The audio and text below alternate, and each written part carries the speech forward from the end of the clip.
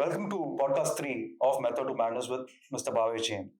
On today's podcast, we have something which is very exciting for a lot of investors to understand. So, SIF is a new product launched by the regulator recently, where there was a lot of talk going on how it is going to be structured, what kind of products will be from the AMC stable, and because we've evolved as investors, right? We've initially started with, let's say, a barter system, let's say with gold, silver, and then we moved on to money as a carrier of exchange, and then we moved on to products like mutual funds, PMS, AIF. So there's a lot of complexity that comes along with all these products. So today, SEBI has introduced something called SIF, which brings in a lot of questions in investors' minds. So we have Mr. Bhavesh Jain today, who can give us a very good understanding about what SIF brings to the table and what SIF and how SIF could benefit a lot of investors' requirements. Over to you, Mr. Bhavesh. So right now you will see our investment space was quite diverse. Right. On one hand, you had mutual fund where now people are talking about 100 rupees, 500 rupees SIP. So you can start with a very low amount in mutual fund. Then there was direct and extreme of PMS and AIF.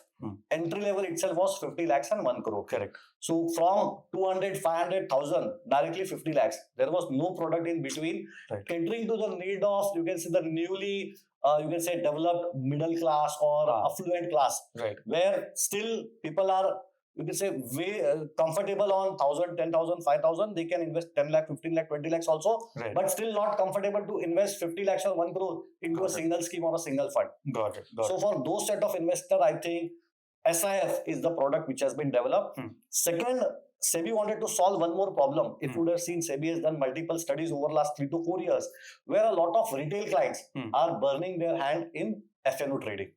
So the latest data shows 91% of the traders on FNO have lost, and average loss is more than 1 lakh rupees. Right. Which is, you can say, for last 4 years, it is just becoming more and more worse. Right. So one more step to curb that. So they tried multiple things. They stopped weekly expiry, they increased the minimum lot size, and one more step in addition to that is to launch SIF, wherein those set of, you can say, retail clients, HNI, ultra HNI client can give their money to a professional to manage and work on this derivative strategy in a systematic, professional driven way. So that is where again SIF becomes very important. Third, mutual fund is there, and obviously it is good for almost, you can say, 90-95% of, you can say, Indian investor. But there also there was few limitations. Mutual funds were not allowed to take naked short position in market. So by default we were long only in nature. Right. So we will make money when market goes up, and when market goes down we will have some pain, we will underperform, or we will, you can say, lose some wealth. That is where I think allowing naked short to express our view on market, even on the downside, they have allowed mutual fund to go short with 25%. Right. This flexibility was available to AIF. They can go, I can say, they can go naked short in market. Right. PMS was not allowed, mutual fund was not allowed, but AIF was allowed. Right. Then now when you put all these four, you can say, investment class, I will say, mutual fund, SIF, PMS and AIF, everyone have their own strength and everyone have their own disadvantage. Right. Now SIF is, in a way, I will say, having all the advantage of a mutual fund, like taxation advantage, transparency, daily NAV, and you can say all the disclosure, which is as good as mutual fund. All regulation of mutual funds are applicable. At the same time, it has flexibility, which is, you can say, in a way available to PMS or an AIF. So AIF derivative shorting we are allowed, like in PMS. So one more, you can say, challenge of mutual fund was regulation were at some places very tight. Like in large cap, even if you like or you don't like, 80% of your AUM has to be in those 100 stocks. Correct. So there is a restriction. Similarly, mid cap, 65% of the stocks has to be in 101 to 250 market cap company. So that restriction has been taken away. Now in SIF also you have equity product, you have debt product, and you have hybrid product. So in equity, the first product which regulator has allowed is equity long short fund. So the definition of that fund is 80% always has to be in equity, not defined which equity. You can be large cap, Someone else can be mid cap, someone else can be small cap. So that flexibility is there with the fund manager. And all the 7 categories, 3 equity, 2 debt, and 2 hybrid, all the 7 category had got a common feature, which is you can take 25% naked short using derivative. So even if you don't have the underlying, you can go and take a short position in that particular underlying. So right now, like for example, if I am negative on a particular stock, at best, I will say I will not buy the stock in my portfolio. But even if my view go right, the stock goes down, it is of no use for me. So now I can take advantage of that situation by going short on that stock and make money even if my view goes right on the downside. Understood. So that flexibility is available with SIF. So you can say right now in the first, approval, they have given 7 categories, 3 on equity, 2 on debt, 2 on hybrid. 3 on equity is first is pure equity long short fund, where 80% always has to be in equity. No definition, you can go wherever you want to. Second is just an, you can say, slightly, you can say more aggressive version of that, which is X top 100 long short. That means as the name suggests, X top 100. You cannot touch top 100 stock, but mid cap, small cap, micro cap, you can do whatever you want to. 65% always has to be in these strategies. So again, it can directly compete at all the flexibility what a PMS have. They run a concentrated mid cap portfolio, concentrated small cap portfolio. I can express my similar view in this particular strategies. Similarly, we have a sector rotation long short fund where I can take exposure in 4 sectors. Depending on my view, I can be long or short in any of, you can say, any of these 4 sectors. Short is allowed, but short is not compulsory. So it is not there that always I need to have 25% short position. I can be 100% long also. It is purely a fund manager's choice. Then 2 debt product, nomenclature wise, they can be different, but in simple word, if you have to explain to anyone, one is duration long short. Second is sector long short, or in a way, credit. I can take AAA, someone can take AA, someone can take A-rated portfolio also. And the limit of credit has almost doubled. So if in a single party issuance of A-rated paper, of earlier limit were 6, now you are allowed to take 12% exposure in that particular, you can say, category of rating. So that means it is, in a way, you can express your view on credit, on duration in 2 debt products. Again, 25% short using debt derivatives is allowed. Whether someone wants to use it, not want to use it, it is individual fund manager's choice. Then 2 more products on hybrid. One is asset allocator. So like today also you have asset allocator fund, multi-asset allocation fund, and asset allocator kind of products. But the challenge is you can express only your long view on that. You can go long on equity, you can go long on debt, and you can go long on gold and silver. But here again, if I am extremely negative on market, in multi-asset allocator fund, you can actually go short on equity. So long on debt, long on gold, long on silver, but short on equity. Similarly, I feel that interest rate cut cycle is over. Now incremental, you will only have rate hike. In a normal fixed income fund, how you will make money? There is no option. You can just reduce your duration.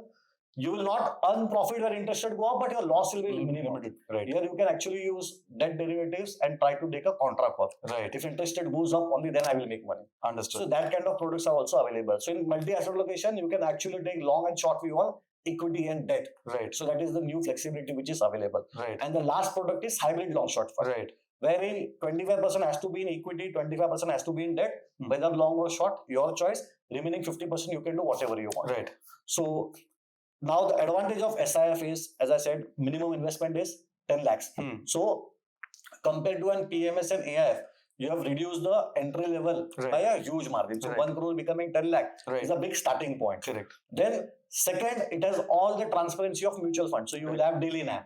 You will have whatever portfolio disclosure, my monthly portfolio disclosure will be there. Purchase can happen on a daily basis. And flexibility. Now there is no compulsion to give redemption on a daily basis. See what happened in 2018 with we can say some of the fixed income fund, asset liability mismatch. You were investing in the 5-year, 10-year paper and allowing redemption on a daily basis. So here redemption can be gated. In 3 categories, equity, I can have daily purchase, daily redemption. But if I want, I can keep redemption only once in a week, once in a month, once in a quarter, or maybe annual also. My choice. In debt, I can have daily purchase and redemption at best can be once in a week. Even if I want, I cannot have 2 days redemption or 3 days redemption or 5 days redemption in a week. At best, I can have 1 or again, once in a month, once in a quarter, once in a year, my choice. Similarly, in hybrid, at best, you can have 2 redemption in a week. You cannot have 5-day redemption, 4-day redemption, 3-day redemption. Either twice in a week or again, same, once in a month, once in a quarter, once in a year. individual fund manager's choice. Got it. You can also have redemption with notice. 15 days notice that after 15 days I'm going to redeem.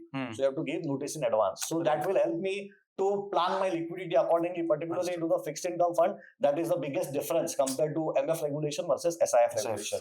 So you can actually take a bold credit call, bold duration call, because outflows will be gated, which was not in the, you can say, case in the case of MF. And that is where you can say whatever 2018 situation happened was primarily because of this.